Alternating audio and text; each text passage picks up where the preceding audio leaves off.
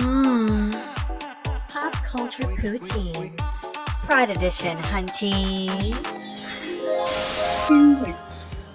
Oh, honey. Honey!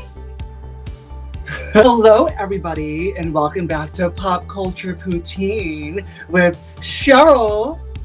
And Cheryl. And it's the Pride Edition, baby, because we're here, we're queer. Fuck you. I've been this way for a little bit. Well, the Yay! Pride Edition of Pop Culture Poutine, so it's extra spicy, extra creamy. And today we're going to talk about queer media. But, I am in queer media, so... Queer adjacent media that has influenced us in our lives and, made us the way we are. What we've become, Cheryl. What have we become? How are you doing? How are you doing? Say hi to the people. Hi to the people. I'm doing great, and I don't care how you're doing. Anyway, back to me. Move, I'm gay. It's my month. So, obviously, we over at Thembos Cinema love media, all sorts of media, but it wasn't always catered to us. So we had to, put our own meanings into things. So that's why we say queer adjacent media. We're here to talk about inspirations. I definitely had crushes on boys that I didn't know were crushes. I was just oh yeah. I was just a really big fan of them. I just think they're neat. And now when you're older, you watch certain things and you're like, oh.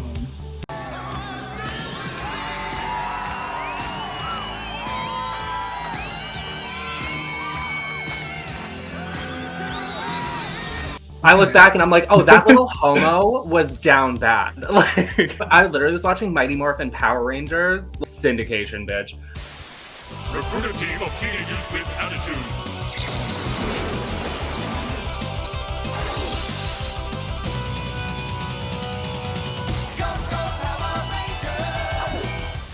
And everyone's on Tommy. Everyone's on Tommy. He got the long hair, Green Ranger, and he's cute. Yeah, thanks, man. But I was hooked on that Red Ranger.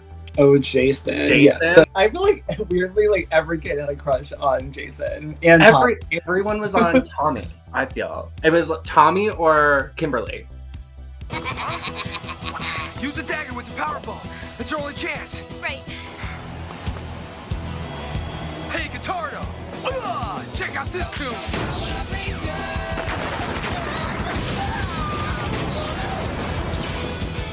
All right, you did it. Way to go, Kim. Thanks, Tommy. I just wanted to be Kimberly, baby. I just wanted her out. I wanted to be Kimberly, and I wanted Trini's outfit. Right, yeah. Trini has my favorite helmet and my favorite look. I was down so bad for that Red Ranger, and I literally was the Red Ranger, I think 3 years in a row for Halloween. I was like, girl, get a grip. I had an interesting childhood, and I watched movies that weren't for kids. It's just not for younger kids. One of the main ones I watched was Anaconda from 1997 with Jennifer Lopez and Ice Cube. Baby. It's coming for you! Ah! Get on the face!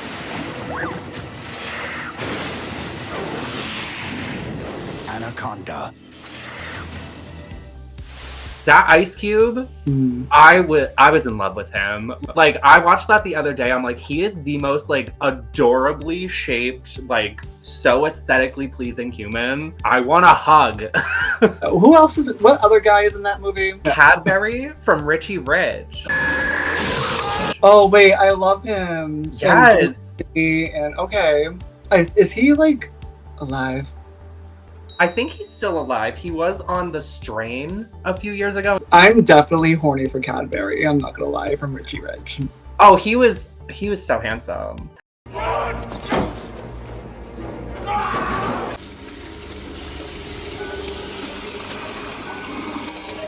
Never mess with a man with sensitive teeth. I love Richie Rich. It prevails in my daily life. Whenever I wear hats like this with my hair down, I think of Gloria. Oh my god, yeah. Right? That neighborhood lesbian he played baseball with. We're just adding Richie Rich into this. I love it. It's so valid. Did you have any? Plenty of like the TV dads and movie dads. Let's go, hurry up. The bewitching hour is about to begin. Would be like, why am I so comforted? Why do I feel so safe around you? Like, why do I like when he comes in the room? Because like not all dads are like that though. Well, baby, I think you needed a little something like that energy. Yeah, like I needed it. Even though, but at the same time, I was also like very scared of like mean fathers. Like, oh my god, King Triton, he had such beautiful breasts and the nipples, but he also scared the shit out of me when he was young. Oh my god, verbally abusive. Oh my god, but like still really hot. Come on. Right, still would. Like, stick me with your Triton, daddy. I mean, yeah, a lot of like anime, like everybody jokes about the Inside Out dad. Do I need to Google the Inside Out dad now? Why am I not remembering him? Oh no, you don't know that's like he's like the DILF of like the internet. What? Inside Out dad? I'm gonna get porn. Oh, okay, there he is. That if he wore gray sweatpants in a supermarket, I'd be like all over it. But otherwise, like he's just, he's nice. Yeah, okay, I need to put this down. No. Anyways. Really glad that like things made you gay. You too! Makes me so happy. Being gay and a child and not really knowing what any of that meant for like a couple years was wild. But like, looking back, I know what was happening back there. Men are cute, and Ice Cube, if you're watching this, which obviously you are, call me. Well, when was it made? Like 97? 97, yeah. Yeah, well, he's probably melted now, right?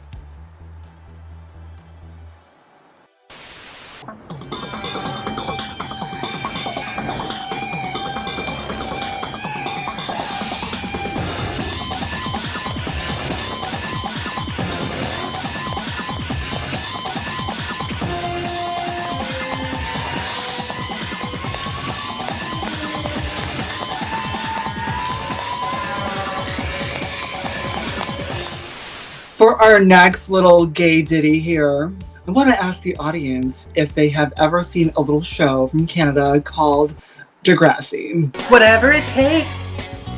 I know I can make it through. Be the best that I can be. Here's what I say to you. Okay, so like if you aren't familiar with Degrassi, specifically Degrassi The Next Generation, it was a show up in Canada, covered a lot of serious teen issues that weren't really covered in a lot of teen media at the time. It broached a lot of topics like eating disorders, sexuality, school shootings, teen pregnancy, self-harm, the different ways you can be corrupted by the tech of the time, which lots of slut shaming, revenge porn. Yeah. I'm gonna be an actress, like Academy Award winning. And you can sell this for $1 million because I'm gonna be famous.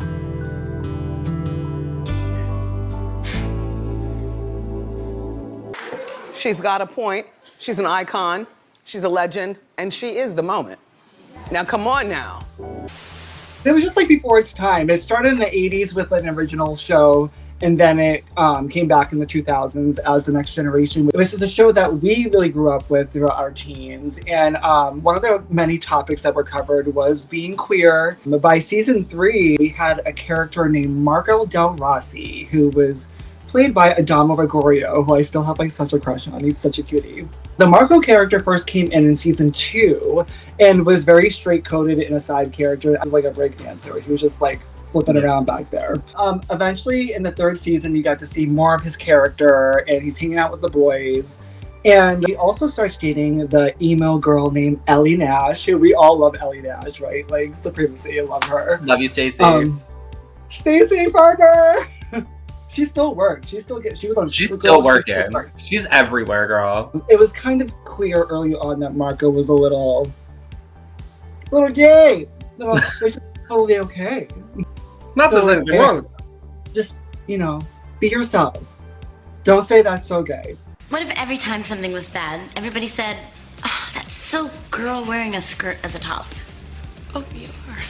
In the first half of season 3, we get to a two-parter called Pride, which is kind of where they have Marco come out of the closet. And just seeing that as a young person, to see a coming out experience play out, see it in like a long form thing. And I just found it really interesting, especially with a character you already kind of knew. Oh yeah. Oh yeah. We have this dynamic of Marco in the guy group, right? And they joke around and they kind of say like anti-gay shit. Okay. Oh. Yeah, I'm not carrying that. Why not? What, you want me to look like some homo? No, not homo as in gay. Homo as in, milk? And it's like, it was very like normal of like teenage boys at the time to talk like that. I mean, I still think it's kind of like not a rare thing, unfortunately, but like especially in 2003, it was a different world. You can tell they were all making jokes, but specifically Spinner was more intense about it. It had more of an issue, and probably his own issues, if you know, who knows. That's just wrong. It's gross. I mean, touching another guy, kissing him. I mean, they should just put them all on an island or something. I don't know. Right, because, you know, that's the answer, right? They try to set Marco up with the girl because they're really trying to pressure him. I feel like Spinner, the friend, kind of even knows maybe where this is going, so he's trying to like, you know, here's a girl, you know, date her, which I think a lot of us have been through that, where people think they can just kind of help you out and steer you the right direction, and not really. So like they set him up with poor Hazel. Not everyone is gay, Dylan. I'm freezing. Who's gay? Page's best friend, who like never gets any lines, more than like 2 lines. Like the storyline was that she was lying about where she was from. Yes, which is honestly the best episode, but was cut from America at the time because it was 2002 and she was Muslim. Basically, it's like he's at that meeting with Spinner, Paige, and Hazel, and he like burst out. My favorite gay excuse ever to get out of like a straight scenario is, "Oh, I gotta go. My mom's making marinara sauce." I gotta go. My mom's making marinara sauce and And I just think it's like so iconic. And then Spinner rushes out to the alleyway and Marco's like wicked upset. He's like, why wouldn't you just like go out with this really hot girl? He's like, why? He's like, one of the biggest moments of like my teenage television watching experience is Marco just spitting out at him. Oh yeah? Then stop crying and explain it to me, because obviously I'm a moron and don't get it. because, man. Because what? Because I'm gay.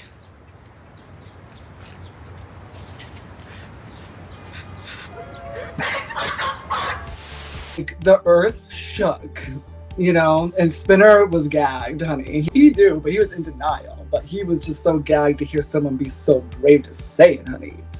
Ooh, gagged the straight boy. Gooped. Spinner later in the episode treats Marco like utter shit.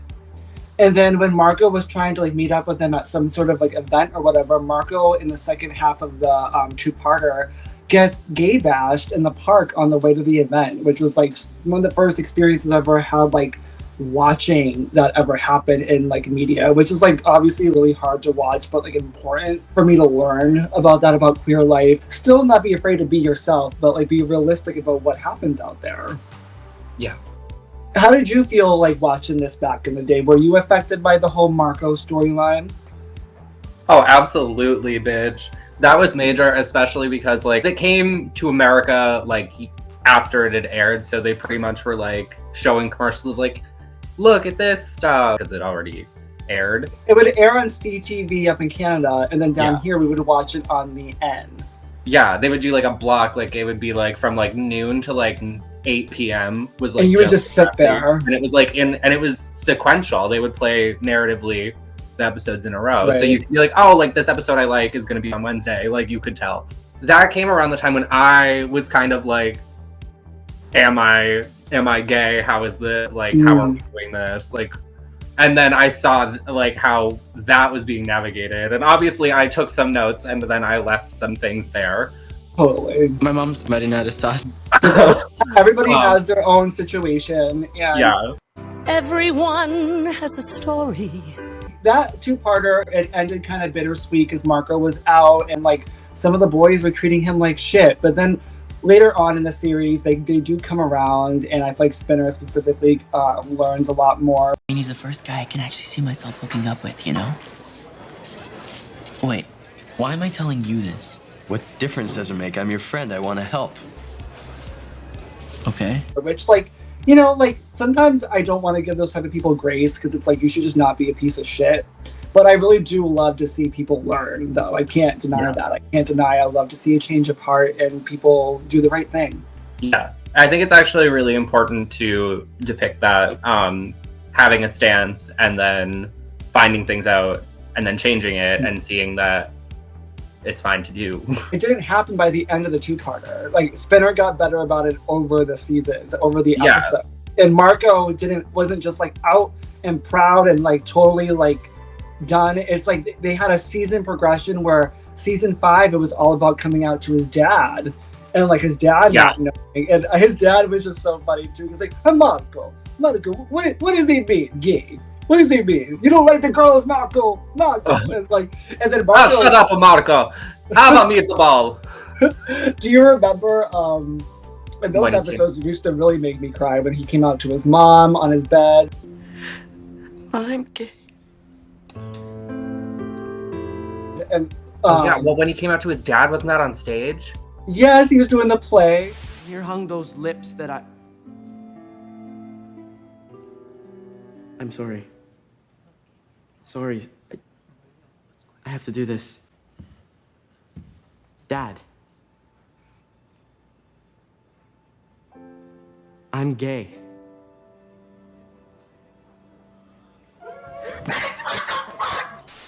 Yes. It was like in front of everybody, and that was so like fulfilling from where he was in season 3 to season 5. It's just such a beautiful journey. And throughout the later seasons, you saw him like do stuff in college. You saw him and Dylan grow apart, and you just got to see him live a full, clear life without always being about like being the tormented soul that sometimes we are. And that's real too.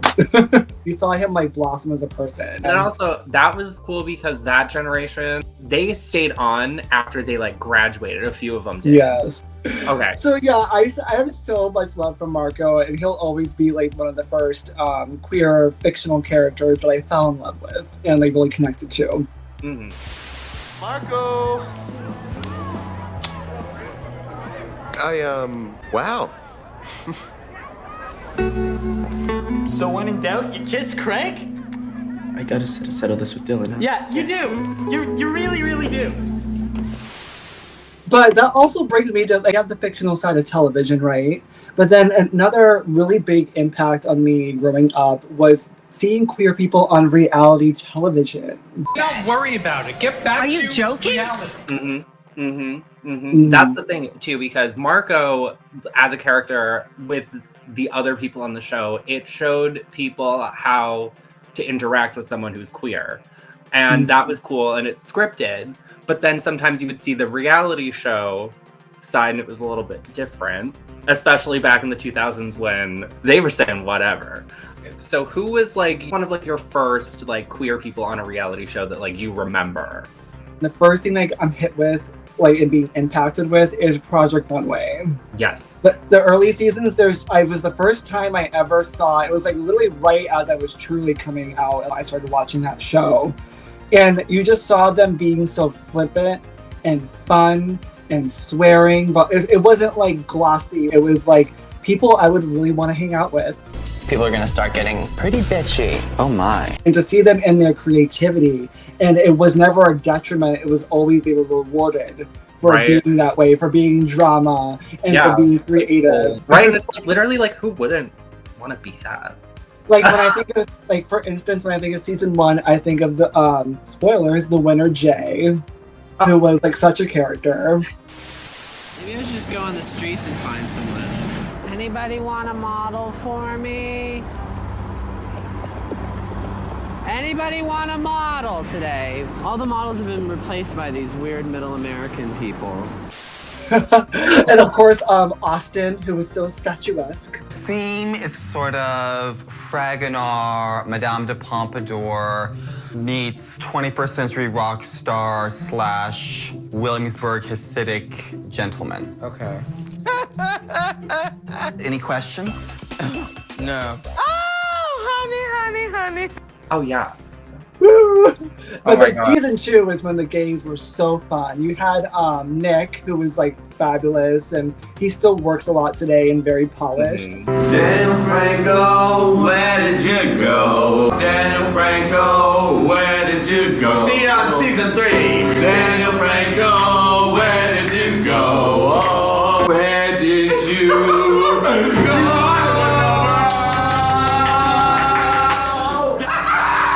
But then you had my favorite, who was Andre. Andre. Has anybody seen Andre? What happened to Andre? What happened to Andre? Oh, we're supposed to be at the Red Lobster. Andre was just so expressive and so energized, and I just like loved every minute of him on the screen. This weird English rat French She is Vixen Wencheli. gay accent. We have to take literally the clothes off our backs and turn it into fashion. Your next challenge is going to be to design for a socialite. A Monsieur Christian Dior. I don't know why Andre speaks that way. Yeah, that's good. I just find it funny. I don't know, it's just like, it showed me that you can be soft in this world. But if other people have a problem with it, it's really on them. Because if anybody ever had a problem with Andre, oh honey, you better run, because that's baby. He's a little baby. Girl. Little baby Andre. How's Andre? Andre, come out wherever you are. Now, Andre, stop hiding. I know you're in here. Let me untie you. Girl, so there was obviously the fabulousness of the Project Runway gays, but me, you know me and my fucking weird life. I was watching Survivor.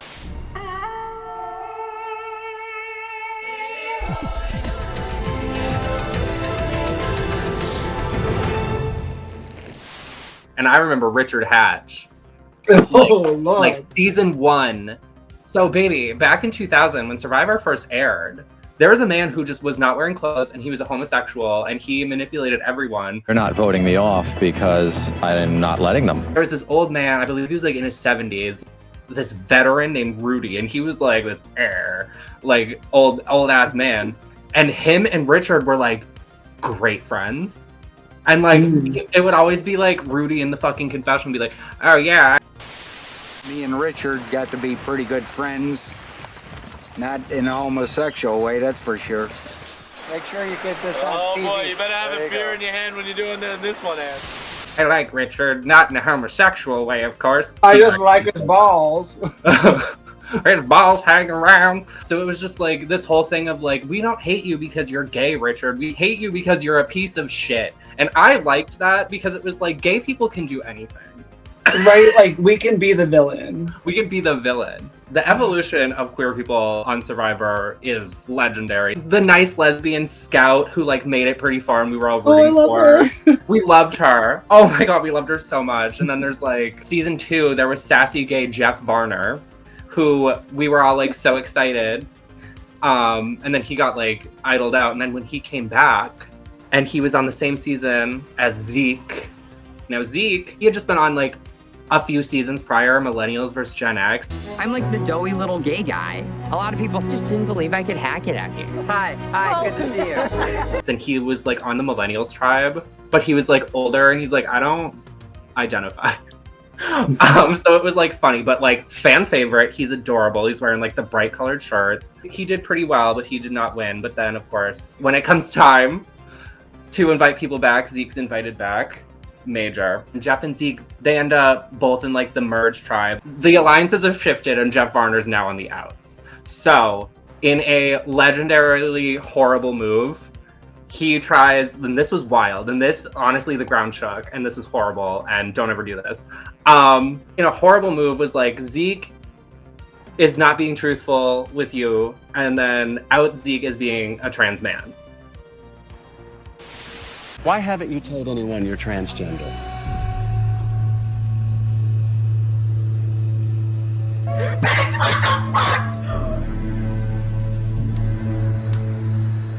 What I'm showing is a deception. But that's personal. It has nothing to do with the game. That's personal. You didn't have to do that. Horrible. It was horrible. rough. Like it was so horrible. I wasn't even watching the season, and I heard about it because it was just like ripple. And then everyone immediately at the tribal council. This is at tribal council. This is in front of Jeff. Everyone immediately at tribal council. I remember there's this girl. She was a cop, like Midwestern white cop lady. She is bawling her fucking eyes out, and she literally turns and is like, "Jeff, you're a piece of shit." I don't care There what was you not said. malice in that. Yeah, it was. Sarah. You know, I'm from the Midwest, and I come from a very conservative background, so it's not very diverse when it comes to a lot of gay and lesbian and transgender and things like that. So I'm not exposed to it as much as most of these people are. And the fact that I can love this guy so much and it doesn't change anything for me makes me realize that I've grown huge as a person. And I was like, how is this coming from you? Like, how is she being the voice of reason here? But then Jeff pretty much was like, we're not voting. Jeff, get out. We don't need to vote. Just grab your torch. Jeff handled that so well. Jeff was like, yeah, done. Goodbye. Love Jeff. Prost. It's just like, it's so violent. And I feel It was like horrible. He clearly, like, it seemed that he clearly did not get how fucked up that was. No. Maybe, but also, like, it's like really not an excuse. Like, no, I'm glad that, like, when it happened on camera, it was very appropriately, like, you're a piece of shit, like, dealt with. It was depicted as, like, how you handle situations like that. Of course, that's not where the queer representation ended for Survivor. There's at least 2 or 3 queer people every season. Zeke is just so beautiful, and I love him on that show. Trans television, Literally. Huge crush forever. He's married. Love that. It's okay, man. It's gonna be okay. There we go. You'll be okay. But yeah, also, okay, so queer people on Survivor, but okay, I think we need to talk about, if we're talking about queer people on reality, to maybe wrap it up, because I feel like I went long-winded on Survivor. Me. How could that have happened? America's Next Top Model. I was gonna say that too. Okay. Yes! Lesbians!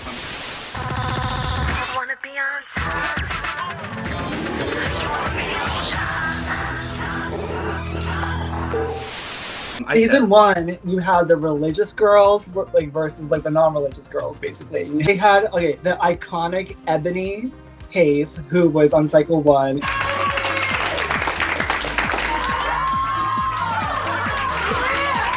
And she was this out lesbian, and she's iconic. Yeah, you had Robin, who was in the house, and she's all holier than thou with her Bible every day. I don't understand how anybody can not analyze that from get one. Can I make that very clear? Robin started singing. I didn't really understand what was really going on with that either. Excuse me. That's what I'm talking about. Excellent. I'm talking and you singing in the middle of me talking, Robin.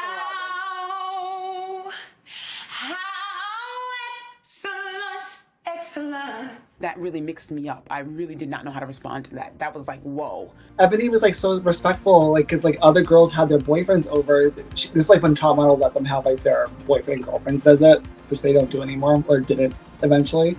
But she wanted to have like her girlfriend over. They were so like, okay, but we don't want to see anything. I'm sorry guys that I had all of you come in here, but I wanted to know if it's okay if my girlfriend come over for about an hour or 2 tonight. Ebony's a lesbian, and I found this offensive. But I cannot pass judgment on her. I just know that some people that proclaim that, they love the Lord and are Christians, are not always, cut the right way. Where will you guys be at? My bedroom. My beliefs on homosexuality, I think that definitely it is wrong. It says in the Bible that it's an abomination to the Lord. I don't personally agree with it. You tell me why you don't agree with it? I mean, just because, I don't agree with, lesbian and gay relationships. But, I mean, I can't judge you just, I just don't want it in our living quarters. I can't stop her, from having someone over. Everybody has to deal with their own sins. Fabulous. I understand. We working it? Because I'm trying to work it. Okay. Such like a thing and a topic of discussion in 2003 again, yeah. And so that was cycle 1. They hit it off with like queer representation and like what the vibe was in a big way, which I think was cool. And then what from other cycles, what do you remember? Okay, so I remember, so there was that cycle where at the beginning they had to do a photo shoot with actual models, not competition. And there was a girl in that photo shoot that came back for the next season, and her name was Isis. Isis! My staff said, Tyra, there's something a little different about that girl. So what's different about that girl? I was born physically male, but mentally, everything else, I was born female. Some people might say that I'm transgender, some people might say transsexual. Personally, I prefer born in the wrong body, meaning I was born physically male on the outside, but everything else about me was female. Tell me about when you knew that you were a girl. As long as I can remember, it's not something I've chose. This is who I've always been. My eyes are on a prize. Yes! And she was, because she was so good, off to the side in that one photo shoot. He was like smiles and she, look at her. Yes, she's so stunning. First time I ever saw anybody take HRT on camera was Top Model. Yes. In order to keep up my transition, I have to take hormonal injections. I can make stupid faces for you. I'm monkey. I can do a mean chicken impression. She's had me laughing. It made it a lot easier for me. It means so much to her, and to share that with her was quite a personal moment, I thought. I took it as a huge compliment that you asked me to be there, so thank you. I think that may have been one of the first times that was like depicted. Yeah, ever. And it was really sweet, and it was actually just really like nice. There was a lot of transphobia like put against her during that time, of course. It's supposed to be a girl competition. How did you get through the door? She said that she used to be a man. Like, you're lying. So she totally confessed. Just work with it. Let it. Just ignore it. Just go. Damn, Isis, you need to shave, y'all. I was really thrown back by Isis. Growing up in the South, you don't exactly run into a he-she every day. Isis has no place in this competition. It's really a benchmark where we were at in the time, even for like the accepting people, you know? Right? It's like the want was there, but like the actual execution of the inclusion was so fucking god awful. And then throw on top of the top model bullshit that's already there with all the beauty standards and the reality TV stuff. Yeah, her critiques were like so transphobic. Like I remember specifically like, you're doing better than the real girls. Or even just some of the other girls' confessionals because it was their first time around a trans person. And like, I mean, it's really interesting. It's honestly like a social experiment to watch. Isis is super brave to be that first person and like to be that visibly trans on reality television. That takes a lot of courage, and I think she's actually opened the way for a lot of trans people on reality television since. Oh, absolutely. Because she was love you, Isis King. So good, and she was so like in her power, and she was taking up space. Her story was so much bigger than the show. Oh yeah. I'm, a strong Christian, and I thought that whenever Isis said that she was transgendered and decided to change genders, that kind of was like a slap in the face to me, because I'm thinking, okay, well, you were born this way. That's kind of saying like God made a mistake, you know? And I thought that was a little offensive. Okay, Isis, what do you want to say? Okay, so for the record, I'm a Christian. I don't put it on blast, or every few minutes I don't say I'm a Christian, but I am a Christian. I do consider myself spiritual. And I also believe that God don't make mistakes. Right. Case in point. We all like...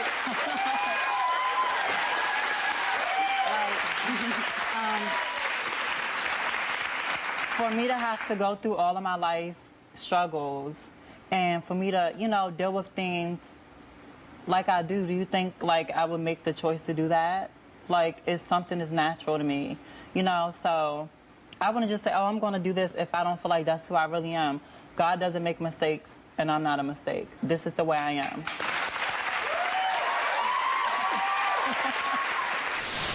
Reality television has so many more queer people to spotlight, but we could be here all day. I hope we get more actually queer-centric reality television shows in the future, because I feel like that's a problem we're still having, is letting us lead our own shows. It is hard because we're trying to still get our rights and trying to still get respect like out in this world. So it's like you don't want to show us depicting us as like messy on reality television. But at the same time, we deserve to be depicted in all of our ways, like in the messy, in the strong, in the beautiful, the ugly, all of it. Like I want to see it all. We're beautiful. Record that shit. Drag Race is another video. Because that's a whole thing. Drag Race deserves its own video, honey. So one day. Fuck my drag, right? Yeah. Okay. When people know that about you, that's sort of who you are. There are questions people ask. People want to know about your life, and they want to know about this and that. It sort of overwhelms everything else that they know about you. You're no longer Zeke. Right. You're the trans person. And, you know, I think I've been fortunate to play Survivor as long as I've been playing it and not have that label. And one of the reasons why I didn't want to lead with that is I didn't want to be like the trans Survivor player. I wanted to be Zeke the Survivor player. And you are. And I feel like I am. You are. So, you know, I think I'm okay. Like, I knew someone might pick up on it or it might be revealed. So, like, I am prepared to talk about it, to have it be part of my Survivor experience. It's kind of crappy the way it's happened. I'm sorry, Zeke. But, sorry. You know, if metamorphosis is the word of the episode, I feel like I've seen such a metamorphosis of myself over the past, I think today is day 52 that I've played Survivor. And I don't know that like the scared kid who hit the mat in the marooning at 33 would be as calm as I am right now. But I've started 2 fires with Just Bamboo. I've won challenges, I've been part of blindsides. I've done all kinds of crazy stuff and I am a changed, stronger, better man today than I was then. Now, also, to round us out, there's sometimes when, you know, you're a young gay, and, like, there's just, like, that part of the movie that you, like, rewind on VHS, like, and, like, you watch it, like, a million times. It's everything to you. And this was, like, you know, pre-YouTube days, like, you had to, like, rewind with, like, a remote. You had to rewind. Yeah. Like, you sometimes had to get up off the couch and... God forbid. For me, I had, like, this shitty... like VHS recording of the movie Adventures in Babysitting from 1987. Adventures in Babysitting. Think your parents will ever ask me to babysit again? If they do, I'd ask them for $1 more an hour. Baby, if you have not seen, go watch it. Not the Disney Channel remake though, honey. The original. Reagan era. Yeah. So I would watch the beginning of Adventures in Babysitting, like on repeat, bitch. And if you are unfamiliar, roll the clip.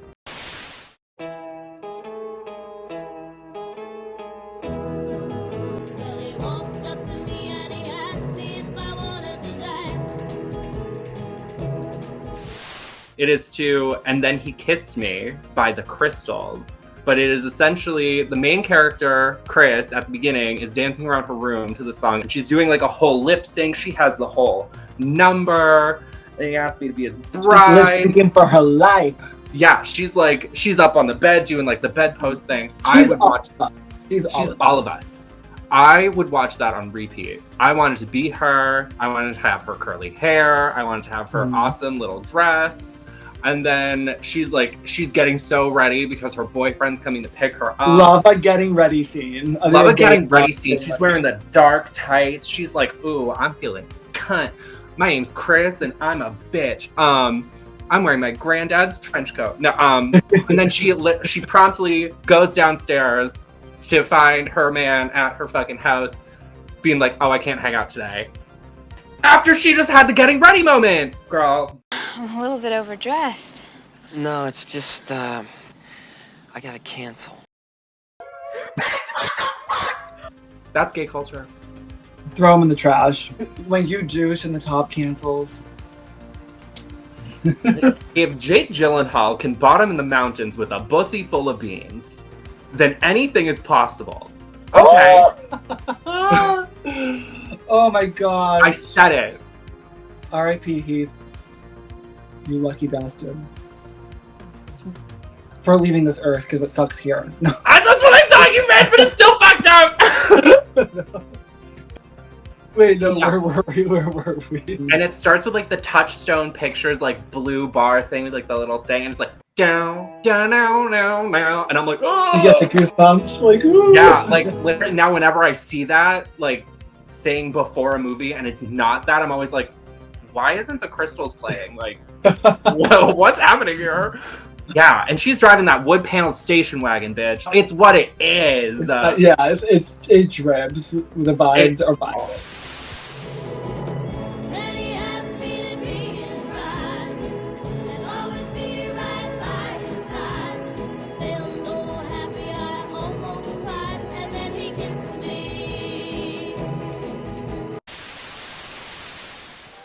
Well, Cheryl, that was an excellent walk down the yellow brick road of queer media.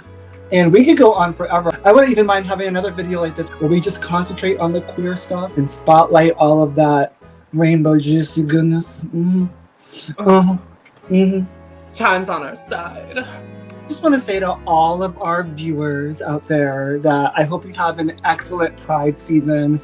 We have so much opposition against us right now, and we really need to rely on each other and to rely on what brings us joy, because there are many, many ways in this world to protest, and one of them is for you to take care of yourself and be seen and be happy.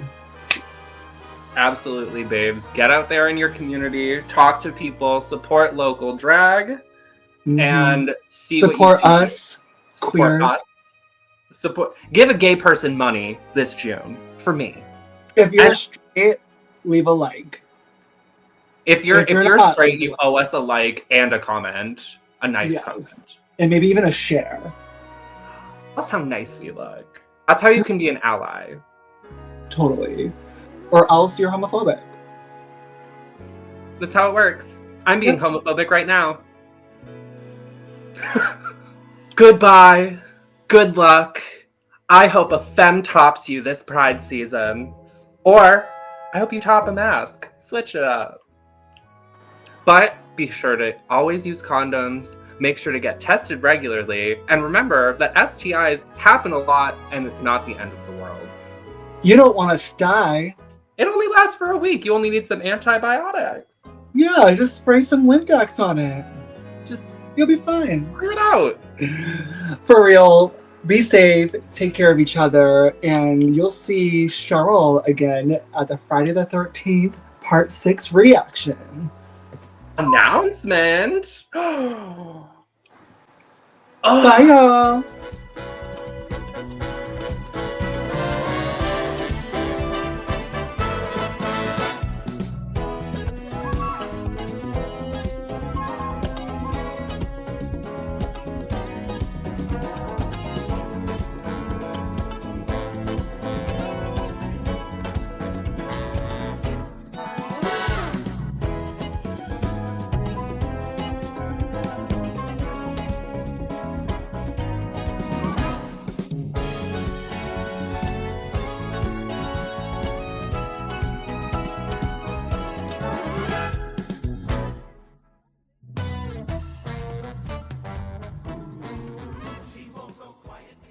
The bussy full of beans.